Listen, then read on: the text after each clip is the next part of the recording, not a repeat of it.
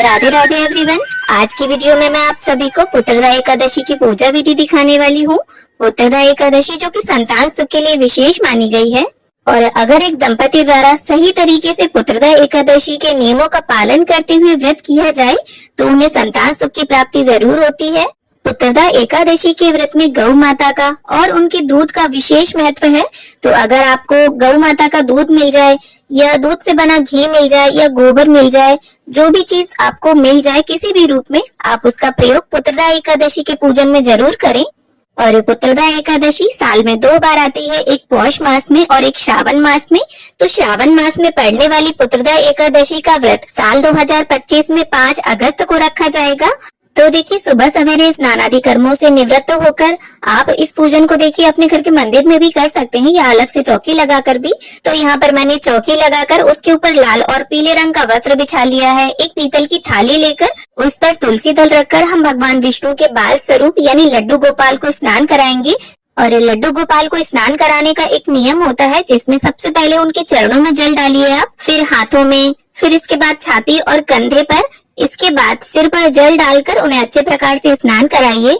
तो देखिए, वैसे तो लड्डू गोपाल की उपस्थिति हर सनातनी के घर में होती है, लेकिन अगर आप पुत्र की कामना से पुत्रदा एकादशी का व्रत करना चाहते हैं और आपके घर पर लड्डू गोपाल नहीं है तो इस पुत्रदा एकादशी पर आप लड्डू गोपाल को अपने घर पर जरूर लेकर आएं। अब जल से स्नान कराने के बाद यहाँ गाय का कच्चा दूध है मेरे पास, तो मैं उससे स्नान करा लूंगी। अगर आपके पास गाय का कच्चा दूध ना हो तो आप पंचामृत यानी दूध, दही, घी, शहद, शक्कर, इन 5 चीजों से भी लड्डू गोपाल को स्नान करा सकते हैं। और पंचामृत में आप गंगा जल भी जरूर से मिक्स कर ले। इसके बाद वापस से हम लड्डू गोपाल को शुद्धोदक स्नान करा लेंगे। तो देखिए, लड्डू गोपाल की सेवा में, उनकी पूजा में आप जितना प्रेम का और अपनेपन का भाव लाएंगे, आपके समर्पण से, आपकी भक्ति से लड्डू गोपाल उतनी ही जल्दी प्रसन्न होंगे। अब स्नान कराने के बाद अच्छे प्रकार से हम लड्डू गोपाल का अंग पोषण कर लेंगे। कोई भी वस्तु लड्डू गोपाल के ऊपर लगी नहीं रहनी चाहिए। और ये जो जल है इसे देखिए आप चरणामृत के रूप में पी भी सकते हैं सभी लोग परिवार में, और अगर अतिरिक्त हो तो किसी भी पौधे की जड़ में डाल दें। अब चूंकि श्रावण मास की पुत्रदा एकादशी है और श्रावण मास में चारों तरफ हरियाली खुशहाली का माहौल होता है, तो यहाँ पर हरे रंग की पोशाक पहनाकर मैं अच्छे प्रकार से लड्डू गोपाल का श्रृंगार कर लूंगी। तो यहाँ पर देखिए, चौकी के ऊपर मैंने लाल और पीले रंग का वस्त्र बिछाया है। आप चाहे तो सिर्फ पीले रंग का वस्त्र भी बिछा सकते हैं। इसके बाद तिलों का आसन देते हुए लक्ष्मी नारायण जी का चित्र है मेरे पास, तो मैं उन्हें विराजमान कर लूंगी। देखिए, पुत्रदा एकादशी पर लक्ष्मी जी का पूजन भी आपको नारायण जी के साथ जरूर करना है। और अगर एक साथ दोनों का चित्र ना हो तो आप अलग अलग भी दोनों को विराजमान कर सकते हैं। अब चूंकि देखिए, विशेष मनोरथ की पूर्ति के लिए पुत्रदा एकादशी का व्रत किया जाता है, तो इसमें आप चाहे तो कलश स्थापना कर सकते हैं। तो थोड़े से तिलों का आसन देना है। इसके बाद हमें एक लोटा लेना है, या तो पीतल का या तांबे का, और लोटे के अंदर गंगा जल, सिक्का, सुपारी, हल्दी की गांठ, थोड़े तिल डाल दें आप, और 5 पल्लव लगा दें यानी 5 आम के पत्ते या अशोक के पत्ते लगाकर एक पात्र के ऊपर थोड़े तिल डालकर आप इस प्रकार से कलश को रख दें। और एक कलश के कंठ पर आपको मोली धागा भी बांधना है। अब देखिए, जो स्वास्तिक होता है उसे गणपति जी का ही प्रतिरूप माना जाता है, तो मैं यहाँ पर कलश के ऊपर स्वास्तिक बना लूंगी रोली से। आप चाहे तो अलग से भी गणपति जी की स्थापना कर सकते हैं। अब इसके साथ ही एक देसी घी का दीपक प्रज्वलित करके कलश के ऊपर रखकर हम दीप कलश की स्थापना करेंगे। यहाँ पर मैं दीप कलश स्थापित कर रही हूँ। आप चाहें तो दीपक की जगह पर श्रीफल रखकर श्री कलश भी स्थापित कर सकते हैं। अब यहाँ पर देखिए, हमारे लड्डू गोपाल, हमारे ठाकुर जी तैयार हो गए हैं और कितने सुंदर लग रहे हैं। देखिए, लड्डू गोपाल को जब हम प्रेम भरी और सुंदर दृष्टि से देखते हैं तो वो साधारण से कपड़ों में भी बड़े ही मनमोहक लगते हैं। तो यहाँ पर थोड़े से तिलों का या पुष्पों का आसन देते हुए हम लड्डू गोपाल को विराजमान कर लेंगे। और इसके बाद जैसा मैंने बताया, लड्डू गोपाल को गैया अति प्रिय है, तो अगर आप चाहें तो एकादशी की तिथि पर गौ माता की ऐसी मूर्ति लेकर आएं जिसमें उनका बछड़ा भी साथ में हो।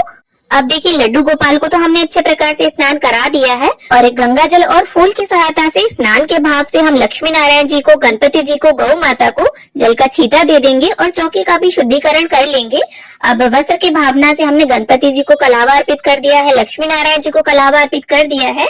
अब इसके बाद सभी को हम तिलक कर लेंगे। तो देखिए, पुत्रदा एकादशी का व्रत बहुत ही प्रभावशाली होता है और साल में 2 एकादशियां आती हैं पुत्रदा। और अगर आप संतान की या पुत्र की कामना रखते हैं तो आप दंपति दोनों मिलकर साल की दोनों पुत्रदा एकादशियों का व्रत धारण कर सकते हैं। अब इसके साथ ही सभी को हम तिल समर्पित कर देंगे। एकादशी पर चावल का प्रयोग नहीं किया जाता है, न ही पूजन में और न ही खाए जाते हैं। और जो भी साधक व्रत धारण करते हैं एकादशी का, उनके लिए तो दशमी के दिन से ही नियम शुरू हो जाते हैं, दशमी को भी वो चावल नहीं खाते हैं।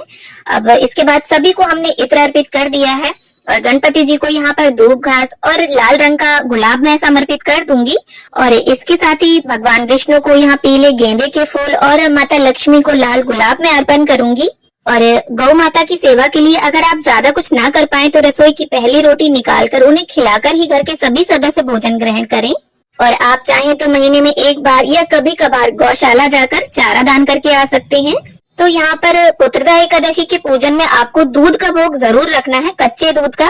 तो यहाँ गाय का कच्चा दूध मैंने ले लिया है और इसके साथ ही मैं पेड़े का भोग भी अर्पित कर दूंगी। और देखिए, अन्न का भोग नहीं लगाना है, फलाहार भोग ही हमें अर्पित करना है। और गणपति जी के लिए यहाँ अलग से मैंने पेठे का और अनार का भोग रख दिया है, क्योंकि गणपति जी के भोग में तुलसी दल नहीं डलेगा। अब इसके साथ ही भगवान विष्णु और लड्डू गोपाल को हम मंजरी अर्पित कर देंगे, हरी मंजरी। उसमें 1-2 पत्ते तुलसी के भी आप रहने दें। और तुलसी भी देखिए, एक दिन पहले ही आपको तोड़नी है, एकादशी पर तुलसी नहीं तोड़ी जाती। और भोग में तुलसी दल जरूर डाल दें, क्योंकि बिना तुलसी के श्री हरि भोग को ग्रहण नहीं करते। अब इसके बाद अगर आप चाहें तो मुख शुद्धि के लिए एक पान के पत्ते पर सुपारी, 1 लौंग का जोड़ा इलायची और थोड़ी सी मिश्री या बताशा रखकर इस प्रकार से श्री हरि और माता लक्ष्मी को समर्पित करें। आप देखिए, भोग अर्पण करने के 10-15 मिनट बाद आप ठाकुर जी को उनकी प्रिय बांसुरी देना ना भूलें। और वीडियो के अंत में एक उपाय भी मैं आपके साथ शेयर करूंगी, जिसे अगर आप कर लेते हैं तो निस्संदेह आपका जो मनोरथ है संतान प्राप्ति का, वो अवश्य पूर्ण करेंगे लड्डू गोपाल। अब इसके बाद हाथ में थोड़े से पुष्प या तिल लेकर हम पुत्रदा एकादशी की व्रत कथा पढ़ेंगे। और कथा पुस्तिका के अंत में भगवान श्री हरि की आरती भी लिखी होती है, आप चाहें तो वहां से देखकर पढ़ सकते हैं। और कथा पढ़ने के बाद हाथ के पुष्प या तिल हम भगवान के चरणों में छोड़ देंगे। और इसके बाद बड़ी ही प्रेम भाव से हम गणपति जी की, दीप कलश की, माता लक्ष्मी की, श्री हरि की, लड्डू गोपाल की, सभी की आरती उतार लेंगे। तो देखिए, पुराने टाइम से ही ये बात सिद्ध होती है कि गौ माता की सेवा में इतनी शक्ति है कि राजा दिलीप, जिन्होंने अपने पुत्र राजा रघु को माता कामधेनु की पुत्री नंदिनी की सेवा करके ही प्राप्त किया था। और राजा रघु के नाम पर ही श्री रामचंद्र जी का जो वंश है वो रघुवंश कहलाया। तो इस प्रकार से आरती संपन्न करने के बाद जल फिराकर पूजा का आचमन कर ले, हाथ जोड़कर सभी से पूजा में रही कमियों के लिए क्षमा याचना कर ले और लक्ष्मी नारायण जी से अपने मनोरथ को पूर्ण करने के लिए प्रार्थना करें। और हो सके तो देखिए, दोनों दंपति मिलकर इस पूजन और व्रत को करें। और अंत में पूजा में रही कमियों को पूरा करने के लिए अपने यथा सामर्थ्य कुछ दक्षिणा जरूर निकाल दें। और इस दक्षिणा को द्वादशी वाले दिन आप ब्राह्मण को दान करें। अगर आप सीधा निकालते हैं तो उसमें रख दें, या खाना खिलाते हैं ब्राह्मण को तो दक्षिणा स्वरूप उन्हें भेंट में दें। अब ये जो उपाय मैं संतान प्राप्ति का बताने जा रही हूँ, ये एकदम अचूक है, किसी भी मनोरथ के लिए इसे किया जा सकता है। आपको करना क्या है, एक नई बांस की बांसुरी खरीदे आप, और बांसुरी बजनी चाहिए, खाली देखने की आर्टिफिशियल बांसुरी ना हो। और किसी भी देखिए कृष्ण भगवान के मंदिर में आप जाइए और कृष्ण भगवान के सामने इसे उन्हें समर्पित करके आइए। क्योंकि देखिए, बांसुरी ऐसी चीज है जिसे कोई भी अगर लेता है तो सबसे पहले उसे बजाकर देखता है, चाहे उस व्यक्ति को बांसुरी बजानी आती हो या ना आती हो। और अगर आप कृष्ण भगवान को ये बांसुरी देते हैं, जो ऐसी मधुर बांसुरी बजाते हैं कि जब वो बांसुरी में फूंक डालते हैं, उसकी आवाज से सभी अपना काम काज भूलकर मंत्रमुग्ध हो जाते हैं। तो अगर आपके जीवन में भी ग्रहों की किसी भी प्रकार की कोई बाधा है संतान प्राप्ति में, तो वो सभी बाधा, सभी दोष नष्ट हो जाएंगे। तो उम्मीद करती हूँ पुत्रदा एकादशी की ये पूजा विधि आप सभी को पसंद आई, जानकारी अच्छी लगी हो, आप सभी को उपाय अच्छा लगा हो और उपाय से आप सभी को लाभ हो। वीडियो में दी गई जानकारी अगर थोड़ी भी पसंद आई हो तो वीडियो को लाइक करें और उन सभी के साथ शेयर करें जिन्हें इस तरह की जानकारी की जरूरत है। तो मिलती हूँ आप सभी से एक नए वीडियो में, तब तक के लिए हरे कृष्णा, राधे राधे।